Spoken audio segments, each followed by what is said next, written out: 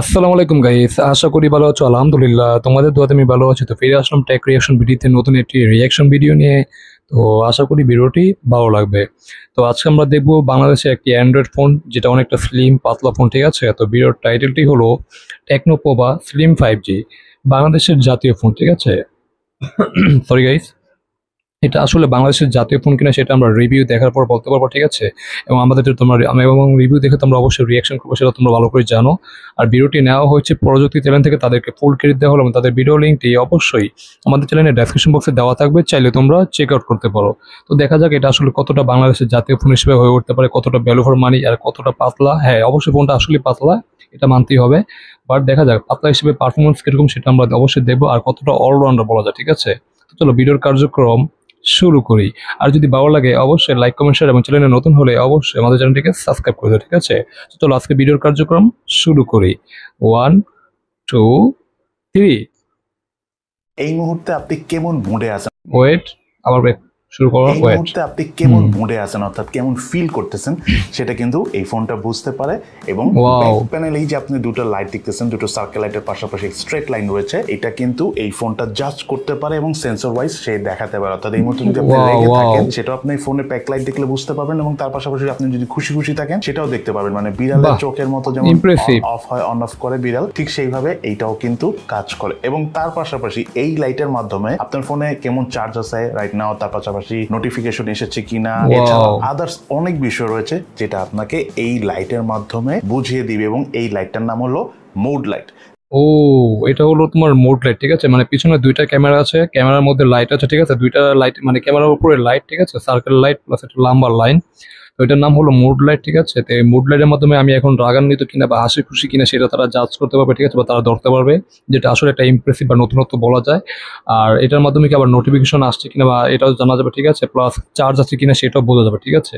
তো এটা আসলে মুড লাইটটা খুবই একটা ইমপ্রেসিভ ব্যাপার, নতুনত্ব একটা বলা যায়। তো আসলে অন্য কোনো ফোনে আছে কিনা এরকম ব্যাপার সেটা আমি জানি না, বাট এটা আসলে একটা ইমপ্রেসিভ ব্যাপার, ঠিক আছে। তো চলো ভিডিওটি আবার প্লে করি। তার পাশাপাশি সব থেকে হালকা পাতলা স্লিম, মানে বাংলাদেশের ইতিহাসে এই ফোনটা, যার থিকনেস হলো 5.95 মিলিমিটার, ওজন হলো মাত্র 156 গ্রাম। এই ফোনটার নাম হলো টেকনো পোভা স্লিম 5G। ওকে, আমরা এখানে পজ করলাম, মানে টেকনো পোভা স্লিম 5G, ঠিক আছে। এটা হলো বাংলাদেশের অ্যান্ড্রয়েড ফোনের মধ্যে সম্ভব মনে হচ্ছে যে অ্যান্ড্রয়েড ফোনের মধ্যে এটা সবচেয়ে স্লিম বা পাতলা ফোন, ঠিক আছে। যদিও আমার এখন জানা নেই আপাতত এর থেকে পাতলা ফোন অ্যান্ড্রয়েড ফোনের মধ্যে, ঠিক আছে, আছে কিনা সেটা জানি না। বাট এটা আসলে বলা যায় বাংলাদেশের মধ্যে আসলে একটা পাতলা phone, techno Pova slim 5G, ঠিক আছে। তো ফোনটা আসলে পাতলা, দেখতে খুবই মনে হচ্ছে ভালো, একটা লুকিংটা আসলে গুড, খারাপ না, দেখতে খুবই সুন্দর, ঠিক আছে, ইউনিক বলা যায়। আর পাতলা হিসেবে তো খুবই ভালো। আর 156 গ্রাম ওজন ভাই, মানে যেসব ফোনের ওজন 187 থেকে 220 গ্রাম পর্যন্ত হয়ে থাকে, আর এটার ওজন মাত্র 156 গ্রাম, তার মানে বোঝা যাচ্ছে এটা অনেকটাই পাতলা ফোন, ঠিক আছে। হয়তো তোমরা যারা এটা ইউজ করবে হয়তো তারা হয়তো প্রথম প্রথম একটু মানে ধোকা খাবে, ঠিক আছে, কারণ ফোন তো ভারী হয়ে থাকে বেসিক্যালি, বাট এটা অনেক পাতলা, একটু ধোকা খাবে এই আর কি, ঠিক আছে। তো চলো ভিডিওটি প্লে করি। লঞ্চ হয়েছে, বাট ফোনটা আমাদের কাছে অনেক আগে এসেছে। ইনফ্যাক্ট ফোনটা যখন আমাদের কাছে এসেছে এইভাবে ইনভেলপের মধ্যে এসেছে, সেখানে একটা ফোন রয়েছে। আচ্ছা, মানে তাদের যখন ইনভাইটেশন দিয়েছে, ঠিক আছে, মানে মানে এটা ইনভাইটেশন যে কার্ডটা মানে কার্ডের ভিতরে আসে, ঠিক আছে। দেখো ইনভাইটেশন কার্ডটা যতটা চিকন, ফোনটাও ততটাই চিকন মনে হচ্ছে, ঠিক আছে। মানে একটা ইনভাইটেশন কার্ডের মধ্যে বা ইনভেলপের মাধ্যমে মানে কিভাবে ফোন আসতে পারে, এটা আসলে বাবা বড়ই মুশকিল, ঠিক আছে। মানে ফোনটা এতটাই পাতলা, তো এটা আসলে একটা ইউনিক ব্যাপার, ঠিক আছে। চলো ভিডিওটি প্লে করি। দেখুন হোয়াইট কালারের আবার আরেকটা ভেরিয়েন্ট রয়েছে, অর্থাৎ ব্লু কালার এবং হোয়াইট কালার দুটো ভেরিয়েন্ট। আচ্ছা, দুইটা কালার। এবং একটা মজার বিষয় বলি, এই ফোনটার ইউআইটা কিন্তু একটু ডিফারেন্ট। নরমালি আমরা যে ইউআই গুলো দেখে থাকে তার থেকে এটা একটু ব্ল্যাক, হোয়াইট এবং অরেঞ্জ মিশ্রণে এসেছে। নরমাল ইউআইটা আছে সেটাও চাইলে আপনি ইউজ করতে পারবেন, বাট নতুন এই ইউআইটা বেশ ইউনিক লেগেছে, সো দেখতে বেশ ভালো লেগেছে। মানে ওয়েট, সেটাও চাইলে আপনি ইউজ করতে পারবেন।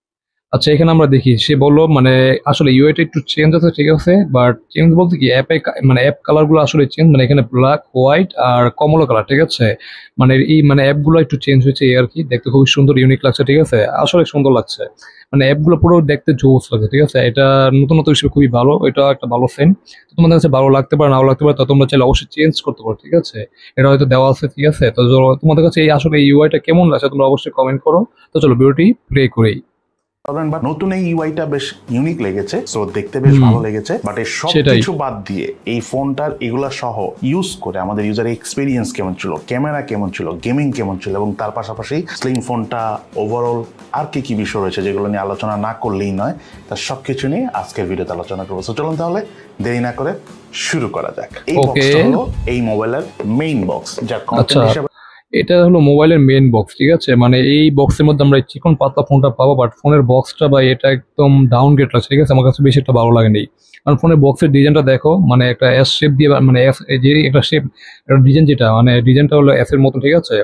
তো এটা যেই ডিজাইনটা করছে, ডিজাইনটা আসলে একদম বেশি একটা সুন্দর লাগছে না বা বেশি একটা ভালো লাগছে না, ঠিক আছে। ডিজাইনটা একদম লো কোয়ালিটি মনে হচ্ছে, মানে 10-12 হাজার টাকা ফোনের ডিজাইন, মানে একটা বক্সে যেরকম ডিজাইন হয়ে থাকে, এটা তার থেকেও মানে ডিজাইনটা একদম মানে অতটা সুন্দর না, ঠিক আছে। তো তোমাদের কাছে ডিজাইনটা আসলে কেমন হচ্ছে তোমরা অবশ্যই কমেন্ট করো, বাট আমার কাছে বক্সের ডিজাইনটা আসলে একদম লো কোয়ালিটি মনে হচ্ছে, ঠিক আছে, ভালো লাগেনি। তোমাদের কাছে ভালো লাগলে তোমরা অবশ্যই কমেন্ট করো। তো চলো ভিডিওটি আমরা প্লে করি।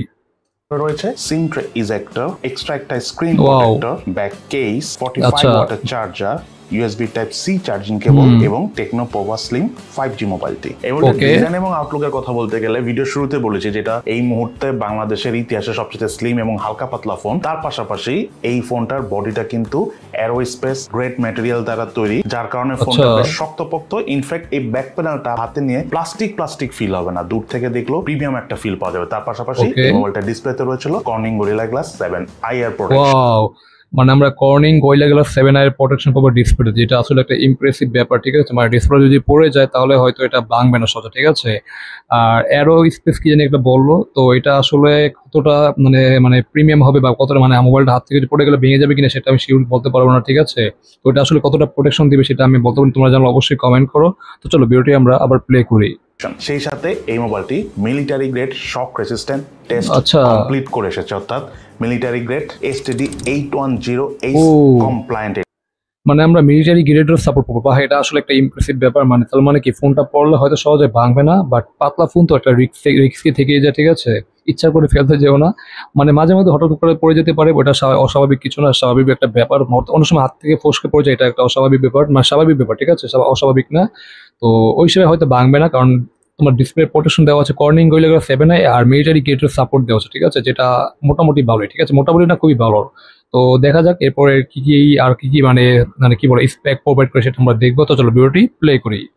এটা অর্থাৎ বোঝাই যাচ্ছে বেশ শক্তপোক্ত, হাত থেকে পড়লেও তেমন কিছু হবার চান্স নেই। তবে আমি আপনাদেরকে রিকোয়েস্ট করবো অযথা ফোন হাত থেকে ফেলবেন না, দুই একবার সেটাই করলে নো প্রবলেম। সেই সাথে মোবাইলটাতে IP64 এর ওয়াটার এবং ডাস্ট, মানে কি IP64 এর ভাই রেটিং দেওয়া আছে ভাই, ওয়াটার এন্ড ডাস্ট, মানে ধুলোবালি থেকে এটা নিরাপদ বলা যায়, পানি থেকে পানি ছিটা ফোটা থেকে নিরাপদ, বা পানি থেকে পড়ে গেলে ভাই এটা নিরাপদ না। মানে IP64 এটা কি ভাই এই যুগের সাথে মানানসই ভাই? এটা তো মনে হচ্ছে অনেকটা কম দিয়েছে, ঠিক আছে। মানে বর্তমান ফোনের সঙ্গে কিন্তু আমরা IP68 69 প্লাস পাই, যেটা আমি প্রতিটা ভিডিওতে বলে থাকি, ঠিক আছে। তো IP64 এটা আসলে অনেক কম হয়ে গেছে, ঠিক আছে। এখানে অ্যাটলিস্ট IP68 দিলেও খুবই ভালো হতো, বাট IP69 দিলে তো কোনো কথাই ছিল না, ঠিক আছে।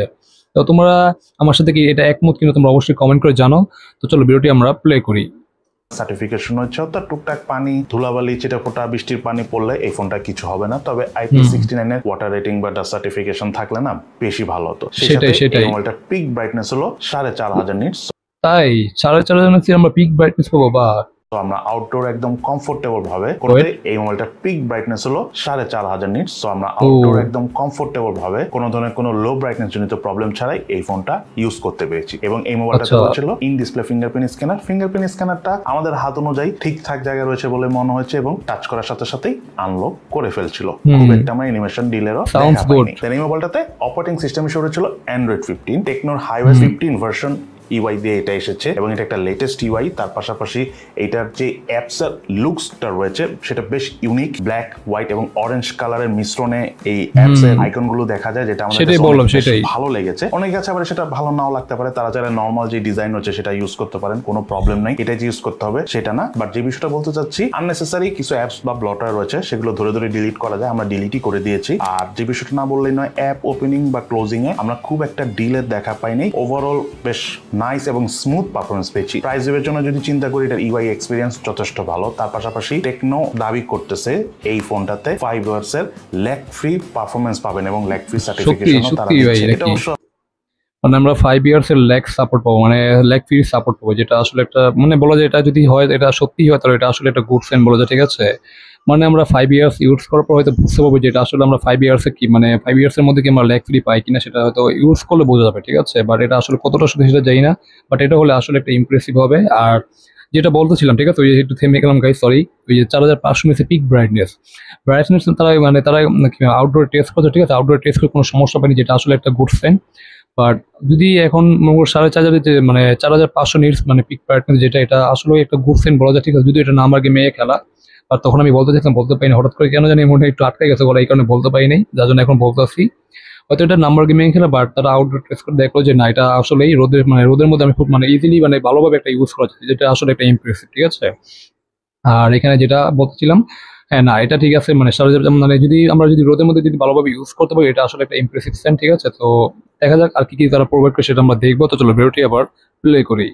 4-5 বছর পরে গেলেই বোঝা যাবে যে এটা ল্যাগ করে কিনা, বাট আমাদের এই কয়েকদিনের ইউজে আমরা ল্যাগিং জিনিসটা পাই না। ইনফ্যাক্ট ক্যামেরা যখন আমরা ইউজ করেছি ওইখানে আমরা ল্যাগিং এর দেখা পাইনি। দেন এই মোবাইলটার বাটন এবং কোর্সের কথা বলতে গেলে রাইট সাইডে রয়েছে ভলিউম রক এবং পাওয়ার বাটন, লেফট সাইডে কিছু নেই। মোবাইলটার উপর অংশ রয়েছে নয়েজ ক্যান্সেলেশন মাইক, তার পাশাপাশি ডলবি অ্যাটমস এর ব্র্যান্ডিং করা রয়েছে, এবং মোবাইলটার নিচের অংশ রয়েছে main speaker, primary mic, USB type C charging port এবং সিম কার্ড, যাতে দুটো ন্যানো সিম কার্ড ইউজ করা যাবে, তবে নেই কোনো এক্সটার্নাল মেমোরি কার্ড ইউজ করার সুবিধা। এই মোবাইলটাতে রয়েছে 5160 মিলিঅ্যাম্পিয়ার ব্যাটারি, সাথে হোয়াট মানে 5160 এমপিআর মানে কি 5160 এমএএইচ এর ব্যাটারি, এটা কি ভাই ঠিক?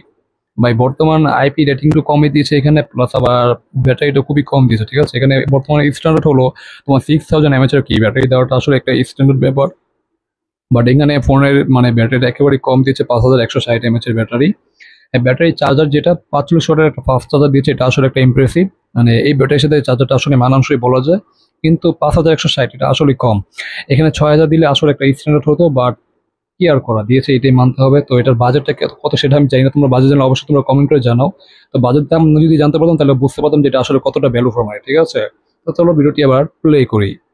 5 ওয়াটের চার্জার রয়েছে, এটা আপনার আনবক্সিং এর সময় দেখেছেন, এবং ফোনটা একবার চার্জ করার পর আমরা অল ইন অ্যারাউন্ড হালকা পাতলা বেসিক ইউজ করে অলমোস্ট 2 দিনের থেকে একটু বেশি চার্জ ব্যাকআপ পেয়েছি।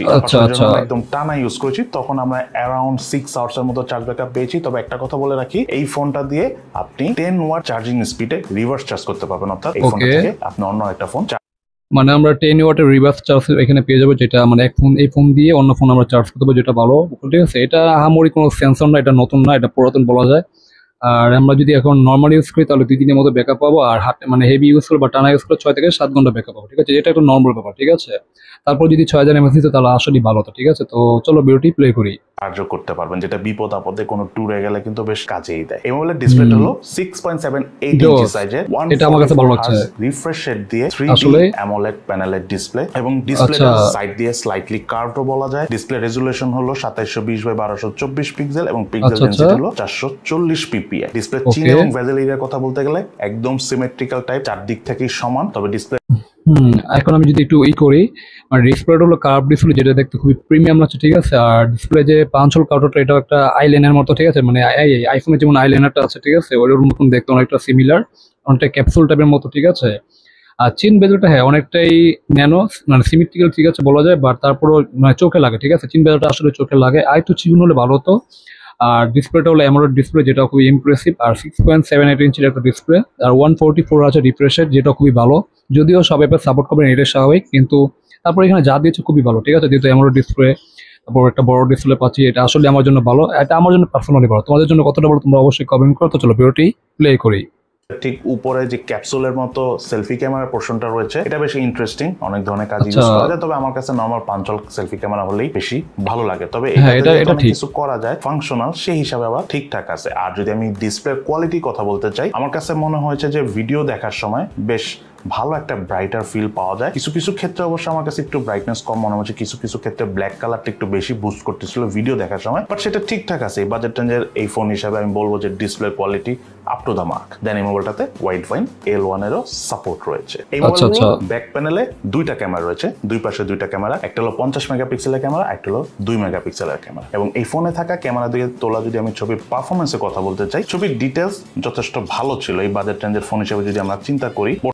আচ্ছা, এটা ছবির মানে ব্যাক ক্যামেরার ছবি, ঠিক আছে। পিছনের ক্যামেরা ছবিগুলো দেখতে খুবই ভালো, কিন্তু ছবি ডিটেলস গুলো ভালো, ঠিক আছে, খারাপ না। কিন্তু ছবিগুলো দেখো একটু ডার্ক স্টেপ, ঠিক আছে, মানে একটু অন্ধকার অন্ধকার লাগে, ঠিক আছে, মানে একটু লাইটিং মনে হচ্ছে কম মনে হচ্ছে এই আর কি, মনে হচ্ছে আকাশটা মেঘলা হলে যেরকম ছবি উঠবে, মানে ছবি তুলে যেরকম হবে সেরকমই মনে হচ্ছে। বাট ডিটেলস শার্পনেস খুবই ভালো, খারাপ না, ঠিক আছে। বাট এখানে 50 মেগাপিক্সেল একটা সেন্সর আর 2 মেগাপিক্সেল একটা সেন্সর দিয়েছে, যদি আল্ট্রা ওয়াইড দিয়েছে কিনা সেটা জানি না, তো আমরা হয়তো জানতে পারবো। তো চলো ভিডিওটি আবার প্লে করি। পোর্ট্রেট মোডও মোটামুটি ভালো ছবি তোলা যাচ্ছে, কালার অ্যাকুরেসি আচ্ছা আচ্ছা। ওভারঅল ঠিকঠাক আছে। একটু ব্রাইটার সিচুয়েশন অর্থাৎ ভালো লাইট পেলে বেশ ভালো ডিটেলস ধরে রাখতে পারছিল, হালকা অন্ধকার হলে তখন একটু ডিটেলস ছেড়ে দিচ্ছে। তবে ডাইনামিক রেঞ্জ এবং এজ ডিটেকশন পোর্ট্রেট মোডে বেশ ভালোভাবে ধরে রাখতে পারছিল। কিন্তু আমি মনে করি এটা যেই বাজেটে এসেছে সেই হিসাবে এই ফোনটাতে একটা যদি আল্ট্রা ওয়াইড ক্যামেরা থাকতো তাহলে বেশি ভালো হতো। মানে আল্ট্রা ওয়াইড সেন্সর তো দেন, এটা আসলে একটা খুবই ব্যাড সাইন বলা যায়, ঠিক আছে। মানে কোন বাজেটে এসেছে সেটা আমি জানি না, এখনো তারা বাজেট মেনশন করেনি, যেটা মেনশন করলে আসলে ভালো হতো। তো আসলে এখন আল্ট্রা ওয়াইড সেন্সরটা আমাদের সবার জন্য মনে হয় মোটামুটি প্রয়োজনে বলা যায়, ঠিক আছে। বাট এখন আল্ট্রা ওয়াইড সেন্সর নাকি দেয়নি, এটা আসলে একটা বলা যায় ব্যাড সাইন বলা যায়, ঠিক আছে। বা স্ক্যাম করছে এরকম মনে হচ্ছে, ঠিক আছে। আর এখানে যে ছবিগুলো দেখলাম আসলে লাইটিং কন্ডিশনের ছবিগুলো আসলে ডিটেলস গুলো ভালো দেখা যায় বা শার্পনেসের ঘাটতি থাকে না। আর লাইটিং যদি কম হয় তাহলে একটু অন্ধকার অন্ধকার লাগে এই আর কি। তো দেখা যাক এরপর কি কি প্রোভাইড করে সেটা আমরা দেখবো। তো চলো ভিডিওটি প্লে করি। মোবাইলটাতে হাইস্ট 2K 30 FPS এ ভিডিও শুট করা যায়। আমরা 1080p 60 কি বললো বুঝিনি, সরি। কিন্তু আমি মনে করি এটা যেই বাজেটে এসেছে সেই হিসাবে এই ফোনটাতে একটা যদি আল্ট্রা ওয়াইড ক্যামেরা থাকতো তাহলে বেশি ভালো হতো। দেন এই মোবাইলটাতে হাইস্ট 2K 30 FPS এ ভিডিও শুট করা যায়। আমরা 1080p 60 FPS এ মোটামুটি কমফোর্টেবল ভাবে ভিডিও শুট করতে পারি। আচ্ছা, এখানে 2K তে আমরা সর্বোচ্চ মানে ভিডিও রেকর্ড করতে পারবো। এখানে 4K দিয়ে 30 FPS দিলে এটা আসলে ভালো হতো, এটা একটা মনোভাব বলতে যায় সিগনেচার সাইন বলা যায়। কিন্তু এখানে 2K দিয়েছে, তারপরও খারাপ না। 180p তে আমরা ভিডিও করতে পারবো, সেটাও ভালো, খারাপ না। বাট 4K দিলে আসলেই ভালো হতো, ঠিক আছে। তো ভিডিও কোয়ালিটি গুলো মোটামুটি সুন্দর, খারাপ না, তো ভালোই লাগছে, ঠিক আছে। তো চলো ভিডিওটি আবার প্লে করি। এটাতে ইআইএস বা ওআইএস নাই, সো স্টেবল পারফরম্যান্স আমরা পেয়েছি, বাট হালকা পাতলা রোলিং শাটার জনিত প্রবলেম ছিল ভিডিও শুট করার সময়। ফ্রন্ট প্যানেল রয়েছিল 13 মেগাপিক্সেলের সেলফি ক্যামেরা। প্রাইস হিসেবে সেলফি ক্যামেরাটা আমার কাছে স্লাইটলি কম মনে হচ্ছে, 16 মেগাপিক্সেল হলে একটু বেশি ভালো হতো। এবং ক্যামেরা দিয়ে তোলা ছবি পারফরম্যান্সের কথা বলতে গেলে আমি মেইন ক্যামেরার মতোই বলবো, যখন আপনি প্রপার লাইট কন্ডিশনের ছবি তুলবেন, একটু ভালো আলো পাবে, তখন বেশ ভালো ছবি তুলবে। স্যাচুরেশন নিয়ে আমি বলবো না যে আমি ওভার স্যাচুরেটেড ছবি পেয়েছি, তবে ডিটেলস নট ব্যাড, যথেষ্ট ভালো ছিল। পোর্ট্রেট মোডের ছবি তুলে আপনাদের ভালো লাগবে নরমাল মোডে ছবি তোলার চেয়ে। দেন এই মোবাইলটাতে রয়েছিল ক্যামেরা টু এপিএস সাপোর্ট। আপনি চাইলে ইন ফিউচারে এই মোবাইলটাতে ম্যানুয়াল ক্যামেরা অর্থাৎ জি ক্যাম ইউজ করতে পারবেন। এই মোবাইলটাতে প্রসেসর হিসাবে রয়েছিল Dimensity 6400 প্রসেসর। এটা একটা 5G processor, 6 nanometre base processor, এবং এটাতে জিপি হিসাবে রয়েছিল Mali G57। এবং এই মোবাইলটার আন্তর্জাতিক স্কোর পেয়েছি আমরা 6,19,904। বেঞ্চমার্ক স্কোর টেস্ট রেজাল্ট স্ক্রিনে শেয়ার করে দিয়েছি। ফোনটা দিয়ে আমরা পাবজি গেমসটা প্লে করেছি। গেমিং এক্সপিরিয়েন্সের কথা যদি বলতে চাই, বলবো না যে আদর্শ একটা গেমিং এক্সপিরিয়েন্স পেয়েছি। লং টাইম গেম প্লে করার সময় ফোনটা হালকা হিট হয়, তবে খুব বেশি একটা হিট হয় না, হালকা টাইম দিলে সেটা ঠান্ডাও হয়ে যায়। ল্যাগিংটা ওইভাবে পাইনি, কিছুটা জাইরো ডিলের দেখা পেয়েছি, সেটা না পেলে আরো ভালো লাগতো। ওভারঅল পাবজি গেমের পারফরমেন্স এই বাজেট রেঞ্জের এই ফোন হিসাবে আমার কাছে ঠিকঠাক লেগেছে। তবে পাবজির জন্য আমি বলবো না যে একদমই আদর্শ ফোন এটা, তবে খেলা যায়। দেন এই ফোনটার কালার কোয়ালিটি টেস্ট করার জন্য আমরা অ্যাশফার গেমসটা খেলেছি, কালার ডিটেলস যথেষ্ট ভালো ছিল। যারা আপনারা অ্যাশফারের মতো হেভি কালারফুল গেমস বা রেসিং টাইপ গেমস খেলে থাকেন তাদের কাছে এই ফোনে খেলে অনেক ভালো লাগবে, বিকজ এটা তো হালকা কার্ভ, সো একটা ফিল পাওয়া যায় গেম প্লে করার সময়। মানে ওভারঅল গেমিং এক্সপিরিয়েন্স যথেষ্ট নাইস যদি আপনি কালারফুল এবং রেসিং টাইপ গেমস খেলে থাকেন। তাহলে আমি যদি এই ফোনটার প্রাইসের কথা বলতে চাই, এই ফোনটা 8GB RAM 256GB storage variant এসেছে, যার র্যামের টাইপ LPDDR4X এবং স্টোরেজটা হলো UFS 2.2। এবং এই ফোনটা হ্যাঁ UFS 2.2, এটা কেন কম দিচ্ছে, ঠিক আছে, এটা তো বা ঠিক হলো না। বাট প্রাইসটা এখনো জানতে পারছি না। আর চিপসেটটা যেটা দিয়েছে যেটা দেখলাম মিডিয়াটেকের Dimensity 6400, যেটা মোটামুটি গেমিং এর জন্য ভালো, ঠিক আছে। বাট আহামরি গেমিং করতে পারবো মনে হচ্ছে না, মানে বেশি একটা গেমিং করতে পারবো না। আমার যদি মডারেট গেম, মানে তোমরা যদি মডারেট গেম করো, মানে মোটামুটি গেম খেলো, মোটামুটি হালকা পাতলা, বেশি না, তাহলে তো এই মোবাইল দিয়ে গেম খেলতে পারবো, ঠিক আছে। বাট বেশি হাই, মানে যদি তোমরা বেশি গেমার হয়ে থাকো তাহলে এটা তোমাদের জন্য না আসলেই। আর এখানে আমরা যেসব গেমগুলো কালারফুল, ঠিক আছে, এই মানে ওই কালারফুল গেমগুলো আসলে এখানে ভালো, মানে ভালো কালার প্রোভাইড করে, ঠিক আছে। এটা আসলে একটা ইমপ্রেসিভ সেন, বাট মোটামুটি গেমিং করা যাবে এই আর কি, ঠিক আছে। তো দেখা যাক এরপর কি কি পারফরমেন্স প্রোভাইড করে বা দামটা কিরকম সেটা আমরা জানবো। তো চলো ভিডিওটি প্লে করি।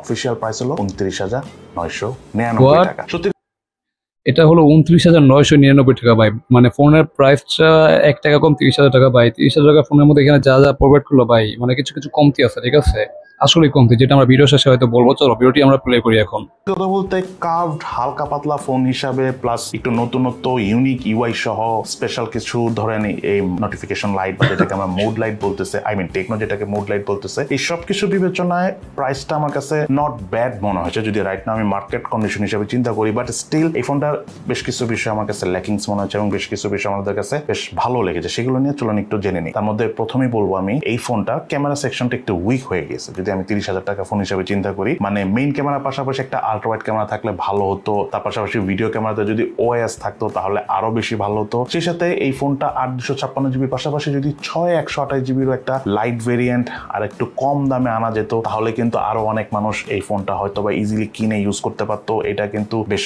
বড় একটা বিষয়। তার পাশাপাশি সেলফি ক্যামেরাটা যদি আরেকটু বেশি মেগাপিক্সেল হতো তাহলে ভালো হতো। বাট আমি যদি এই জিনিসগুলো বাদ দেই, এই ফোনটা কিন্তু বেশ কিছু স্ট্রং পয়েন্ট রয়েছে। তার মধ্যে নাম্বার 1 হলো হালকা পাতলা, মানে যথেষ্ট হালকা পাতলা। সেই সাথে ফোনটার আপনার মনে করেন যে শক্তপোক্ত ডিসপ্লেতে কর্নিং গরিলা গ্লাস 7i এরও প্রোটেকশন রয়েছে। পাতলা ফোন, তার পাশাপাশি স্ট্রং ডিসপ্লে, এটা কিন্তু খুব কমই দেখি আমরা। সেই সাথে যদি আমি আবার এই ফোনটার গেমিং এক্সপিরিয়েন্সের কথা বলতে চাই, আমি বলবো না যে অনেক up to the mark, but overall game play করা যায়। ক্যামেরা পারফরমেন্স আমি মোটামুটি বলবো, বাট ইউআই পারফরমেন্স সলিড এবং চার্জ ব্যাকআপ আমরা ভালো পেয়েছি। 45 ওয়াট থাকার কারণে দ্রুত চার্জও করা যায়। IP64 এর রেটিং রয়েছে। আরেকটা জিনিস কি, এই ফোনগুলো মেইনলি আমি বলবো না যে অনেক বেশি পারফরমেন্স ওরিয়েন্টেড, অনেক বেশি ক্যামেরা সেন্ট্রিক, বাট এই ফোনগুলো হলো একটা কালেক্টেবল ফোন। অনেকে যারা আপনারা কোনো প্রিমিয়াম বা ফ্ল্যাগশিপ ক্যাটাগরি ফোন ইউজ করেন তারা কিন্তু সেকেন্ডারি ফোন হিসাবে এই ফোনটা রাখতেই পারে। সো ওভারঅল অনেক কিছু নিয়ে আলোচনা করলাম, বাট ইউনিক টাইপের ফোন আনার জন্য আমি টেকনোকে থামস আপ দিব। এই ফোনের পাশাপাশি সামনে টেকনো পোভা 7 প্রো 5G, এই ফোনটারও ফুল রিভিউ ভিডিও আমাদের চ্যানেলে আসতে যাচ্ছে। এটাও একটু ডিফারেন্ট টাইপের ফোন, সো তখন এটা নিয়েও আরো ভালোভাবে আপনারা বুঝতে পারবেন যে দুইটা ফোনের মধ্যে কি কি ডিফারেন্স রয়েছে। কাছাকাছি প্রাইসে এটা লঞ্চ হয়েছে, সো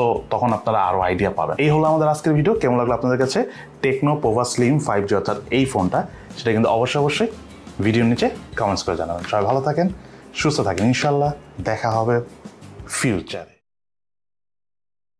তো যাই হোক গাইস, এখানে ভিডিওটি শেষ হয়ে গেলো, ঠিক আছে। তো ফোনটার দাম আমরা শেষমেশ জানতে পারলাম যে 30,000 টাকা, ঠিক আছে। 30,000 টাকা ফোন হিসেবে এটা আসলে মানানসই নেই আমার কাছে। এখন যদি আমরা পজিটিভ সেন্ট নেগেটিভ সেন্ট বলি, তাকে আমরা পজিটিভ সেন্ট দিয়ে শুরু করি, ঠিক আছে। ডিসপ্লেটা একটা আমরা অ্যামোলেড ডিসপ্লে পাবো 6.78 ইঞ্চির, একটা মোটামুটি বড় ডিসপ্লে, ঠিক আছে।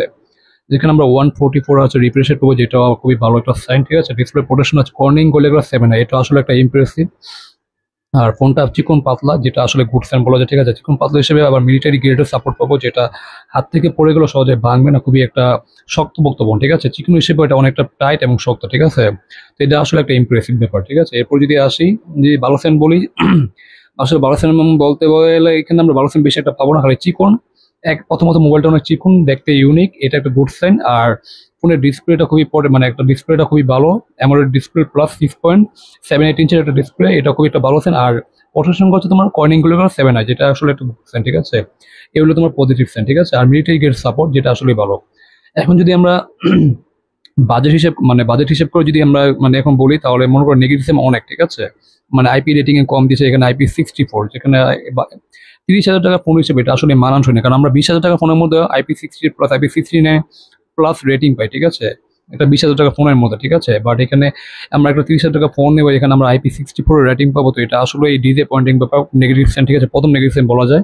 দ্বিতীয়ত হলো এর ক্যামেরা, ঠিক আছে, যেখানে কোনো একটা আলট্রা ওয়াইড সেন্সর না, যেটা দেওয়াটা আসলে খুবই দরকার ছিল। মানে বর্তমান যুগোপযোগী হিসেবে আলট্রা ওয়াইড সেন্সরটা এটা আসলে একটা এটা মানে ইম্পর্টেন্ট সেন্সর, ঠিক আছে। এটা ইম্পর্টেন্ট একটা, ঠিক আছে, আমাদের জন্য আসলেই।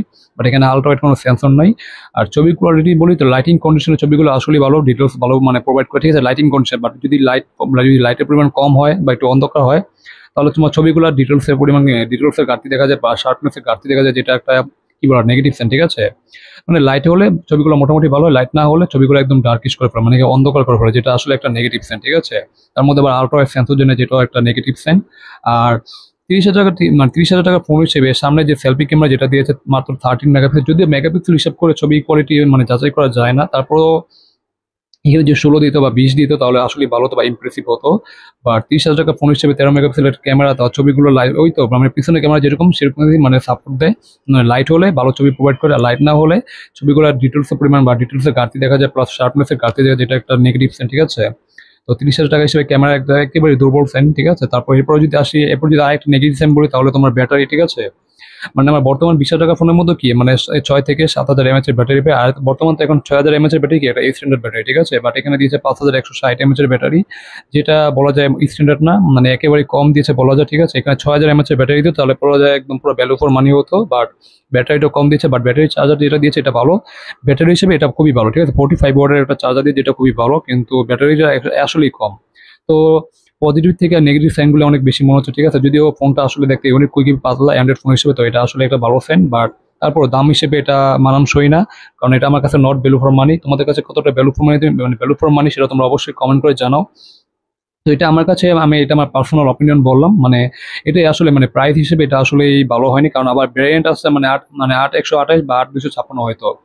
যদি একটা বারো বারো জিবি একটা ফোন বের করতো বা 12 জিবি একটা ভ্যারিয়েন্ট বের করতো, তাহলে সেটা আসলে ভালো হতো। তো আর যদি প্রাইসটা যদি মানে ধরো 26 থেকে 27 হাজার টাকা হতো এই ফোনটার বাজে, মানে 8/128 যেটা বা 256 যেটা, এটা যদি তোমার 26 থেকে 27 হাজার টাকা হতো, তাহলে বলা যেত ফোনটা আসলে মোটামুটি পারফেক্ট বা ভ্যালু ফর মানি, ঠিক আছে। বাট ফোনটা দাম একটু বেশি, ঠিক আছে। আবার দাম হিসেবে চিপসেট যেটা দিয়েছে এটা মানে মোটামুটি একটা চিপসেট, মানে মিডিয়াটেকের ডায়মেনসিটি 6400, ঠিক আছে, যেটা দিয়ে আমরা মোটামুটি গেমিং করতে পারবো। যদি এখানে 7400 দিত, 5G চিপসেট দিত, তাহলে আসলে হ্যাঁ, এটা 5G চিপসেট বা 6400, ঠিক আছে। যদি এখানে 7400 হতো তাহলে এটা আসলে ভালো হতো, ঠিক আছে। কিন্তু দিয়েছে 6400, যেটাতে আমরা মোটামুটি গেমিং করতে পারবো, হেভি গেমিং করতে পারবো না, ঠিক আছে। বা ডেলি টু টাস্ক করতে বা ডেলি টু যে টাস্কগুলো থাকে ওগুলো আমরা ইজিলি করতে পারবো, বাট মানে মোটামুটি গেমিং করতে পারবো, ঠিক আছে। হেভি গেমিংও করা যাবে না, যেটা আসলে একটা ডিসঅ্যাপয়েন্টিং ব্যাপার, ঠিক আছে। তো দাম হিসেবে একটু দামটা বেশি, ঠিক আছে। দাম হিসেবে এটা নট ভ্যালু ফর মানি। দামটা যদি 26 থেকে 27 হাজার টাকা হতো, তাহলে প্রথম যেটা আসলে ভ্যালু ফর মানি, বাট দাম হিসেবে এটা নট গুড এনাফ, ঠিক আছে।